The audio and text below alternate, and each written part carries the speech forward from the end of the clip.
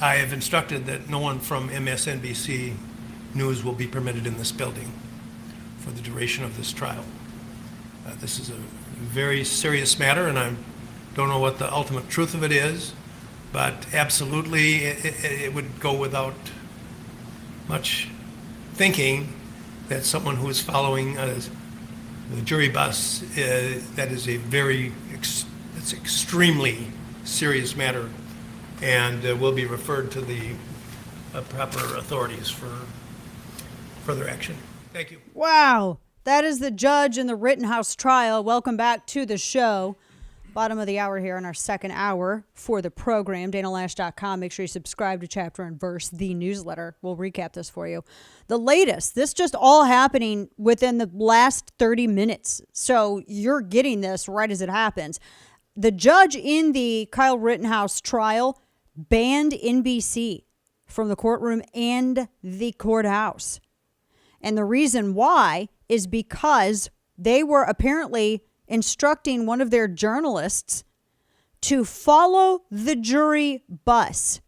And the guy was tailing the jury bus so intently that what he was doing wasn't discovered until he ran a red light while tailing the bus and got pulled over and ticketed.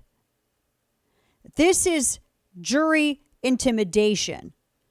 And do not listen to a single person who tells you that this is commonplace.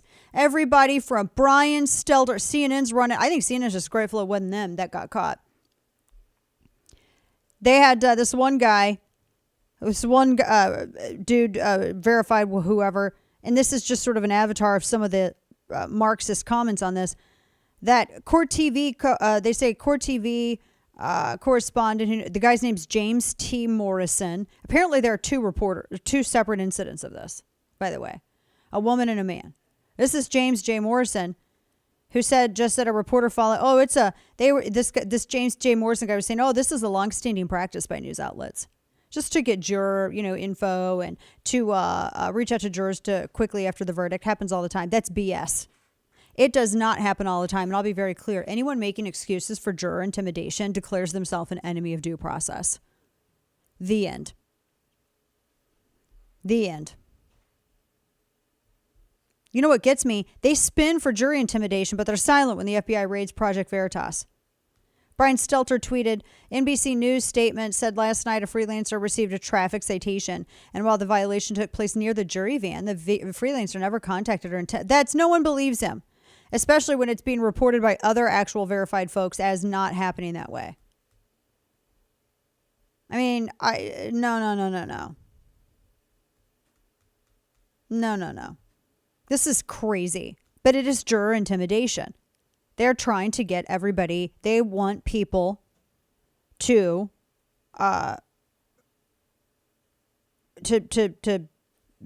shut up. They're trying to, this is the same network that ran so much cover. And really, I think a lot of propaganda, I think a lot of the media outlets were actually doing everything they could to try to incite as much as possible. What did I tell you? I was not wrong. Media loves tragedy.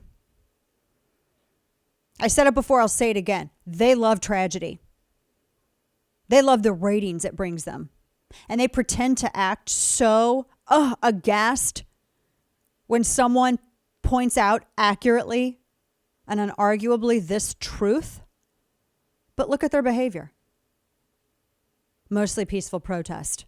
Or they run false stories, false narratives to try to drive division and hate. Like in my town, what they're trying to do by saying that it is somehow racist for a mostly minority-led parental opposition to critical race theory, that's a violation of civil rights. CRT activists think their civil rights have been violated when parents stop them from brainwashing their kids. That's what this is.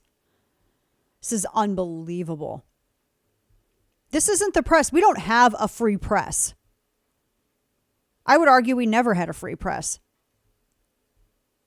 I've always thought it was awful for anybody to put any kind of faith in any kind of press. We've never had a free press. Do you realize that press in the United States, we've discussed this before, it got started with smack talking. It got started with the founders and their surrogates writing smack talk against each other in all of the little penny presses.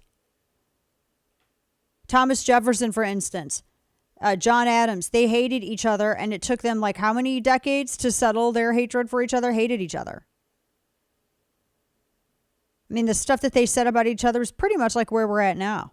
We've never had a free press. Never had a free press. And now, I mean, we've had people who have used the freedom of the free press and just telling stories in the community. We've had some really good people who have put themselves last and have put distributing information and informing their community first. I don't expect people to not have a political opinion if they're in journalism. I mean, hell, I loathe Keith Olbermann with the burning passion of 1,000 suns. I think his head's too fat for his body. I think he's stupid. I think he's a horrible broadcaster.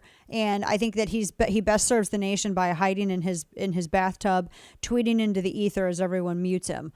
However, that being said, when he worked at MSNBC and it was discovered that he had donated to a Democrat and they actually made him take time off air because of that, they were afraid it was going to affect somehow his impartiality. I'm like, how is that any worse than the stuff that he says in his program regularly?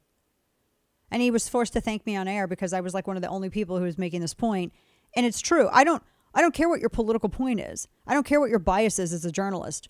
I care about how much you are actually devoted to your reader and your community. There are too many people out here who get involved in journalism on the pretense, this false pretense of, well, I really want to tell the stories of my town or my city or my state, and I want to inform people, and I'm really, no, you're not. BS. You are all about self-felation with your byline. That's what it's about. There's a better way to say it, but that's the radio approved version.